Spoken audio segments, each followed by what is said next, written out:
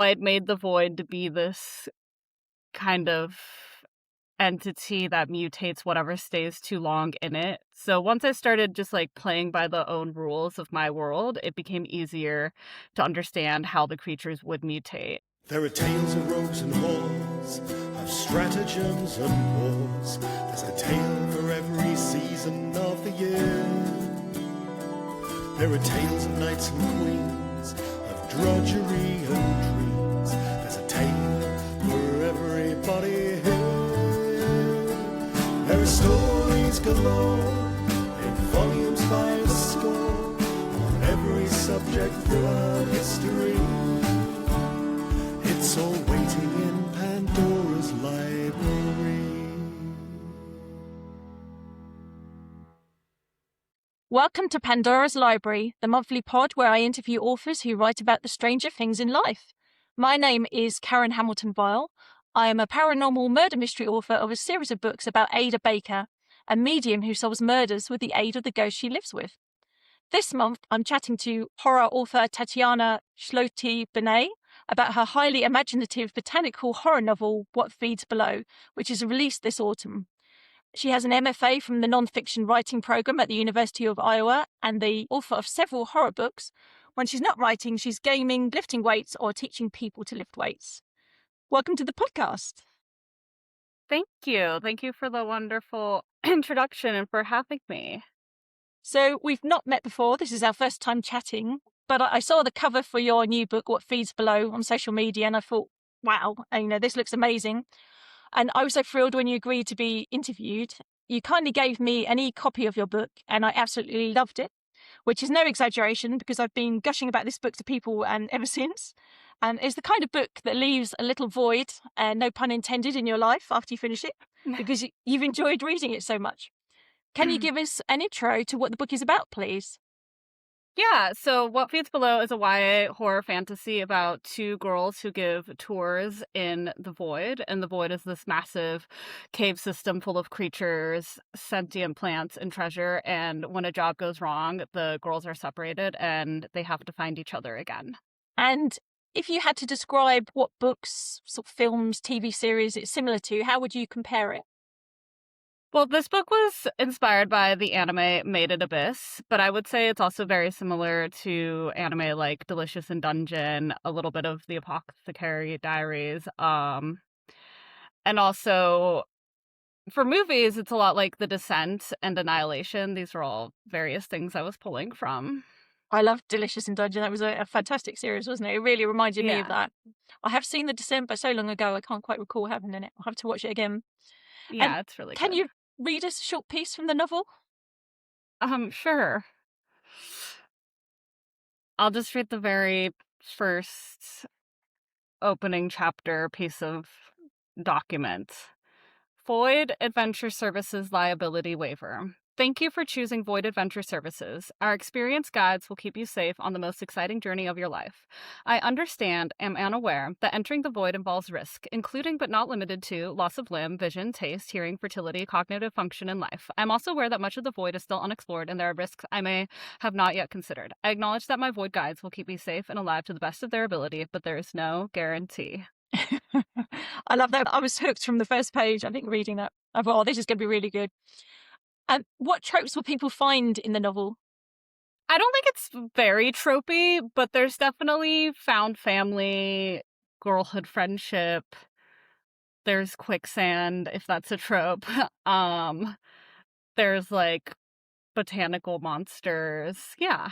So the book has a staggered release date. I think it's October, is it, in America, and November in the UK. And what was the reason for the staggered release? Is that something you normally do, or presumably everyone will be able to buy the book on Amazon.com anyway in October? I have nothing to do with that. That's the publisher. Oh, okay. I've Googled this. Apparently it's fairly common. And this was the case for my other books too. So no UK publisher picked up What Feeds Below. And because of that, the US is publishing it. And to my understanding, it has to have a staggered release date because they will print all the books here in the US and then they have to put them on a ship and the ship has to get to the UK. And then they have to unload the ship and then distribute all those books. So that just takes like another 6 weeks. And then The ebook, I have no idea. But unless you get a UK deal also, it's very normal that the book is delayed in the UK. And it's had quite a long release period, hasn't it? You've been promoting it for a while. Did you start last year or something? It was announced, yeah, last year. This book was actually on a pretty short timeline. I mean, I'm hearing about books being released in 2027, late, even Okay. 2028. So, yeah, it's publishing has like a long, long lifespan. And it's already had, when I checked yesterday, I think it was 525 reviews and ratings on NetGalley with an average 5-star rating. And it hasn't even launched yet. And I found this early review on NetGalley from the New York Times best-selling author C.G. Drews. A gorgeously vivid and viciously entrancing nightmare of a story that had me hooked. With fantastical toxic plants, horrifying monsters, and high-stakes quest.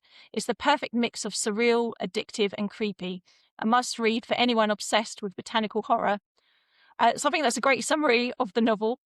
The creatures and plants in the book are so inventive, and some of them are distorted versions of real creatures that we all know. Others are entirely new inventions of your own.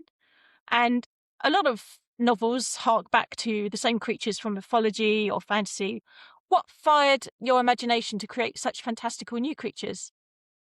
Well, I was thinking that if the void is this new thing and my own thing, that I wanted the creatures that inhabited it to be wholly unique.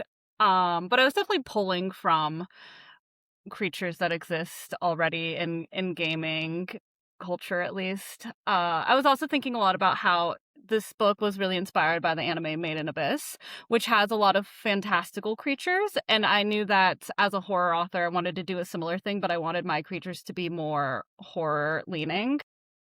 And so that's how I ended up going more into like the spidery direction, and there's like limbs and there's a lot of mutations, and like the void using the bodies of the lost divers. I also was really inspired by one of the video games I played, The Forest. There's a lot of cannibal creatures, and like cannibals mutated and fused together, and they also live in caves, and that imagery always really stuck with me. uh yeah, so I think that's where I was going. And then I was also just thinking about how I'd made the void to be this kind of entity that mutates whatever stays too long in it. So once I started just like playing by the own rules of my world, it became easier to understand how the creatures would mutate, and it kind of organically developed from my weird limb fascination and the like fungal aspect of the void. Yeah. I loved that, people that went in there would mutate as well. I thought that was a really nice element of it. On your social media posts, you've stated that creatures in the book are inspired by the deck building game Magic the Gathering, which was created in 1993 by Richard Garfield.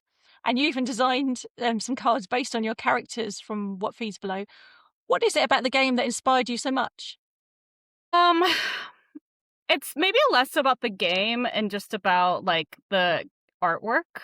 Um I know that the game has like deep lore and there are like books written about the game that I haven't read yet, so I'm just admitting how shallow of a fan I am because I just play the game and really like the art. But a lot of the creatures look like they could be in the void. Like they have lots of limbs and they're like half spider, and you've got things mutated together with lots of teeth. And um I mean, you can play different like class or like different theme builds in Magic, and so I always play for the most part like black decks, like dark magic decks. And so the vibes I just feel are on brand with the book.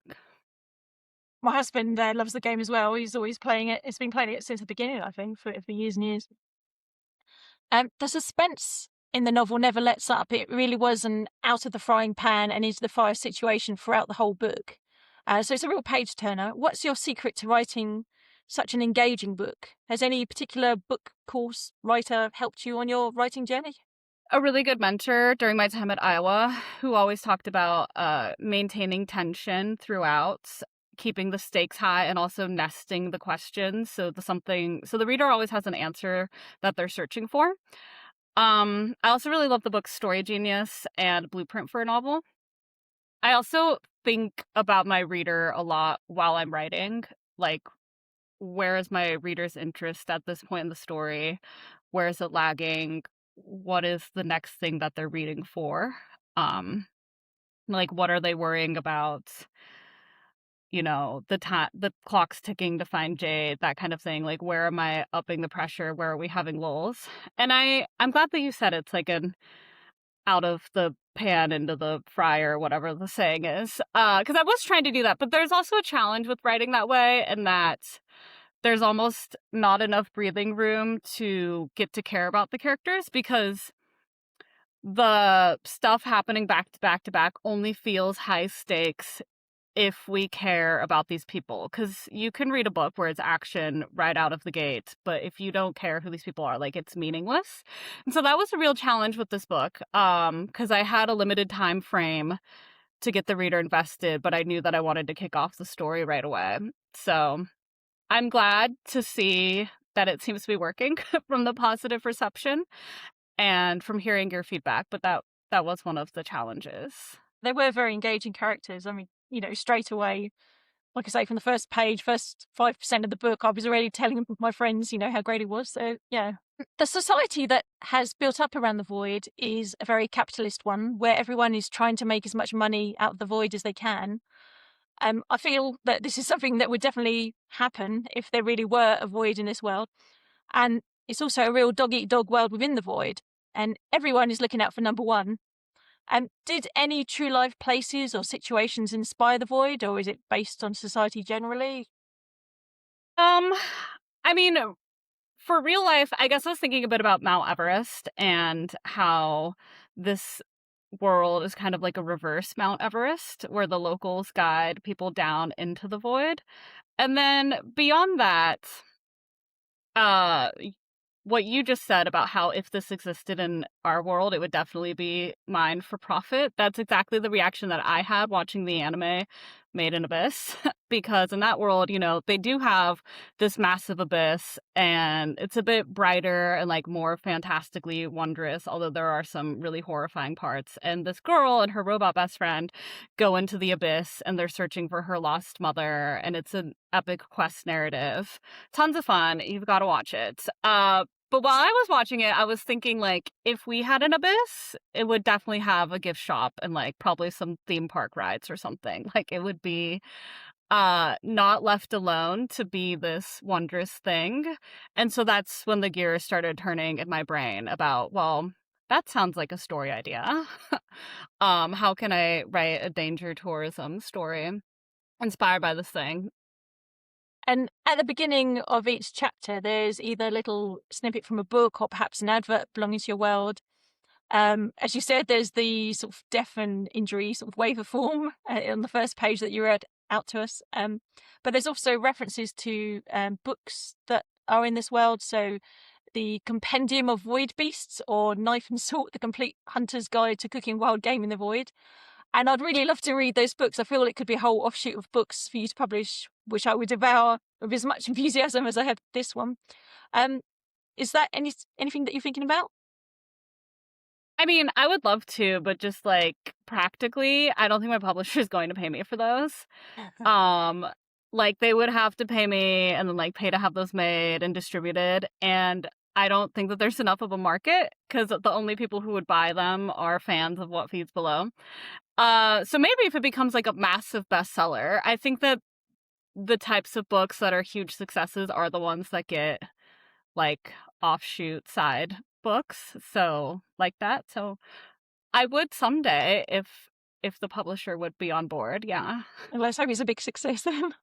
Thank I you. think it would make a stunning graphic novel as well. I could just really see it in my mind's eye what it would be like. So is that something you'd do as well if possibility came up?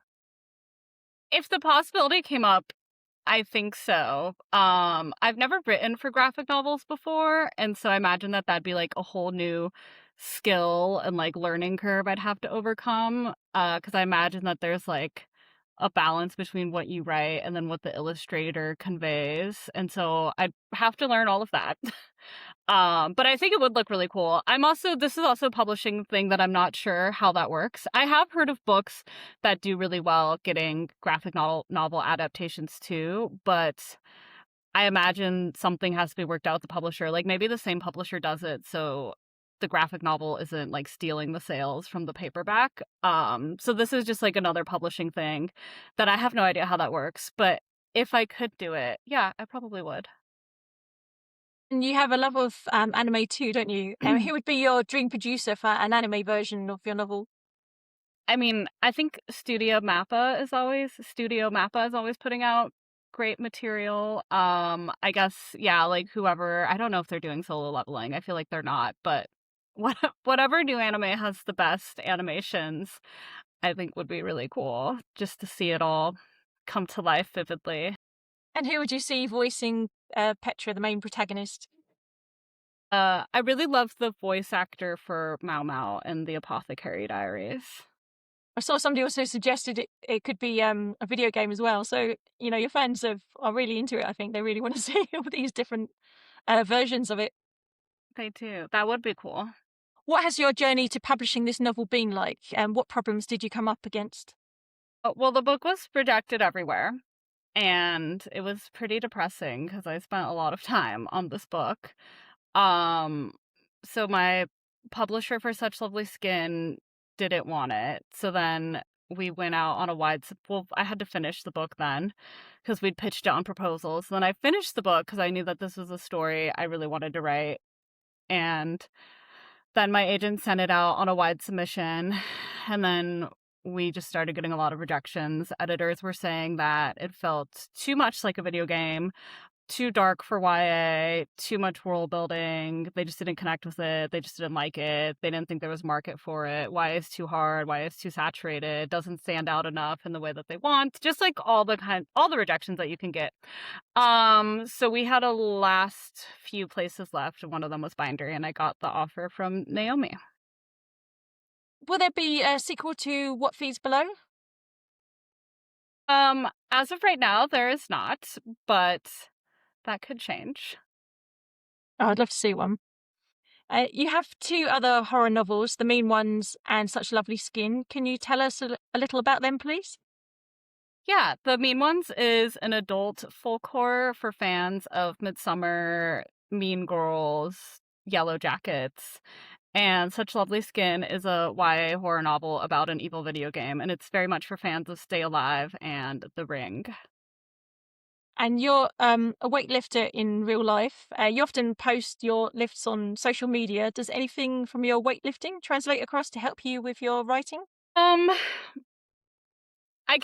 suppose in some vague sense, like the routine of it, but I feel more so that weightlifting is like my break and escape from writing.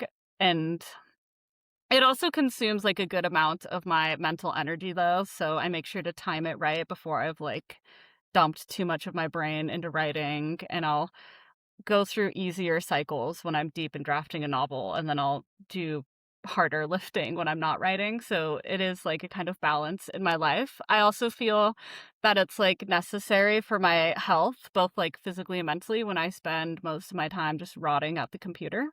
So yeah. Do you plan your novels or do you just sort of write them off the cuff? I definitely plan them. I've tried just pantsing them before, and it doesn't work out well.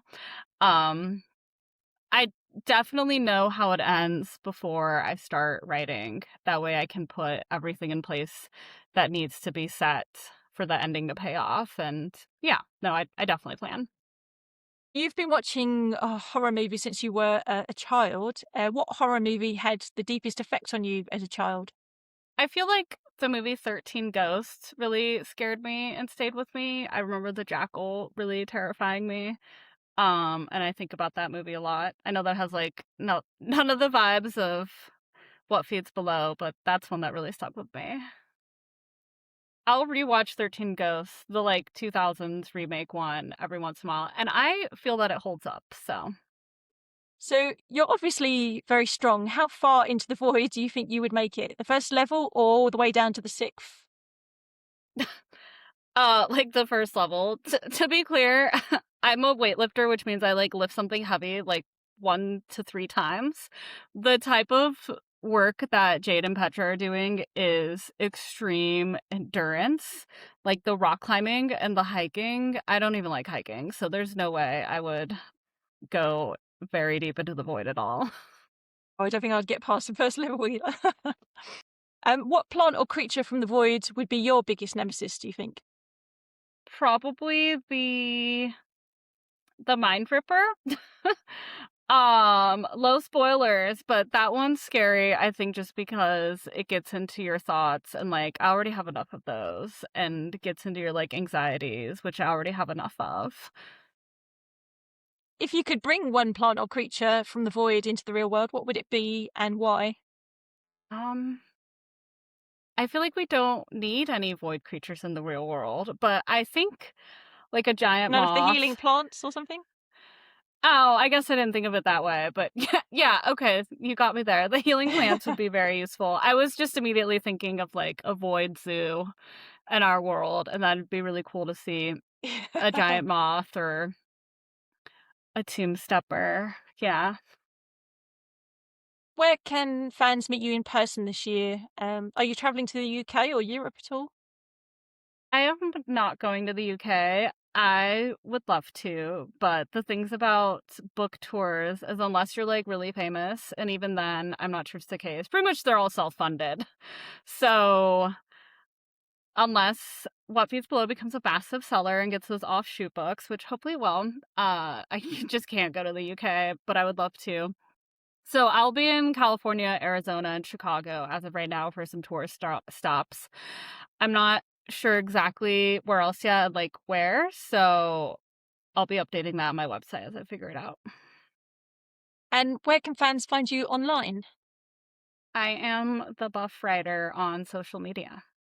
So just on Instagram, TikTok? Yeah, I'm the Buff Writer on Instagram and TikTok. And where's the best place for people to pre-order your book?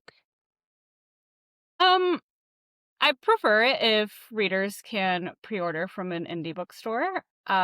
If you're in the US, I've partnered with a few that are doing a pre-order campaign. That's all in the bio of whatever social media you click on. But really, any book sale helps an author, so wherever you shop from, it'll make me happy. So pre-orders matter. Can they get signed versions anywhere? Yeah, so I'll be signing all copies at Prairie Lights. Thanks very much for coming on the show and agreeing to be a guest. Been lovely to chat to you. And for everybody else, I'll see you next time on the podcast. There are stories galore, in volumes by the score, on every subject throughout history.